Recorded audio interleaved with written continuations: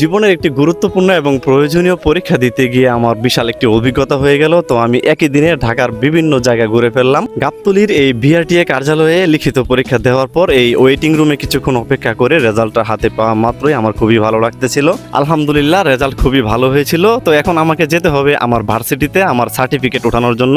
সেখানে রওনা দেওয়ার পূর্বে আমি রাস্তার পাশ থেকে এক গ্লাস ঠান্ডা জল পান করে নিলাম, কারণ আজকের আবহাওয়াটা অনেক গরম ছিল, রোদ ছিল অনেক প্রচুর পরিমাণে। তারপরেও আমি খুব ভালো মতো আসতে পেরেছিলাম, কারণ এক বাইকার ভাইকে পেয়ে গেছিলাম, তিনি 150 টাকার বিনিময়ে আমাকে আমার ভার্সিটিতে নিয়ে যাবেন। তো সংসদ ভবনের সামনে দিয়ে যখন যাচ্ছি তো দৃশ্যটা খুবই ভালো লাগতেছিল। তবে ঢাকার ভিতর কিছু কিছু জায়গায় একটু জ্যামেও আপনাকে থাকতে হবে, সেটাও আপনাকে নিয়ে ভেবে চিন্তে বের হতে হবে। আর বাইকার ভাই আমাকে যে হেলমেটটা পরিয়ে দিয়েছিল, এটা পরে নিজেকে একটু আর্মি এবং একটু ব্রিটিশিয়ানদের মতো নিজেকে মনে হলো। ইতিমধ্যে আমি চলে এসেছি আমার ঠিক ভার্সিটির সামনে। তো এই জায়গাটি আসলে সবচেয়ে বেশি জনবহুল এলাকা ঢাকার মধ্যে। বাংলাদেশের রাজধানী যেমন ঢাকা, আর ঢাকার রাজধানী হচ্ছে এই ফার্মগেট এলাকাটি।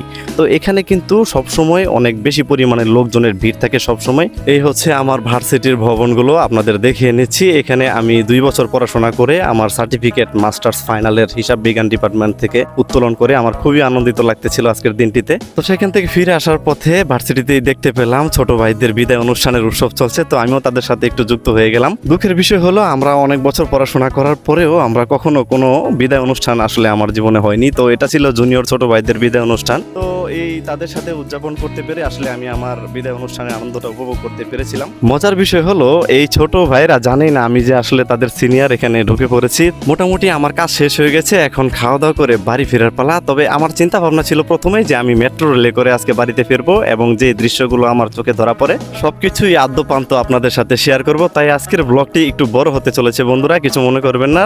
কলেজ গেটের অপোজিট পাশে মেট্রো রেল ওভারব্রিজ পার হয়ে আমি মেট্রো রেলের টিকিট কাটার জন্য ভিতরে প্রবেশ করলাম। তো অনলাইন থেকে আমি 70 টাকার বিনিময়ে ফার্মগেট থেকে দিয়াবাড়ির উদ্দেশ্যে একটি টিকিট কেটে নিলাম। এই কার্ডটি আমাকে প্রদান করা হলো। কিছুক্ষণ অপেক্ষা করা মাত্রই আমাদের মেট্রো রেলটি চলে আসলো। তবে আজকে একটু ভিড় ছিল, তারপরেও আমি একটি বসার জন্য একটি আসন পেয়ে গিয়েছিলাম। আমার জীবনের প্রথম মেট্রো রেল ভ্রমণ ছিল আসলে এটি, তাই আসলে বলে বোঝানো যাবে না যে আসলে কি পরিমাণ ভালো লাগতেছিল। আমার সেই কার্ডটি এই মেশিনে জমা দিয়ে আমাকে এখান থেকে আসলে বের হতে হবে। পরপর 7টি স্টেশন পার হয়ে দিয়াবাড়ি মেট্রো স্টপেজে এসে পড়লাম। তো এখান থেকে আবার আমাকে পৌঁছাতে হবে বাড়িতে, সেখানে আবার 1 ঘন্টার পথ। তো বন্ধুরা, সে পর্যন্ত ভালো থাকবেন, দেখা হবে নতুন একটি ভিডিওতে। আসসালামু আলাইকুম।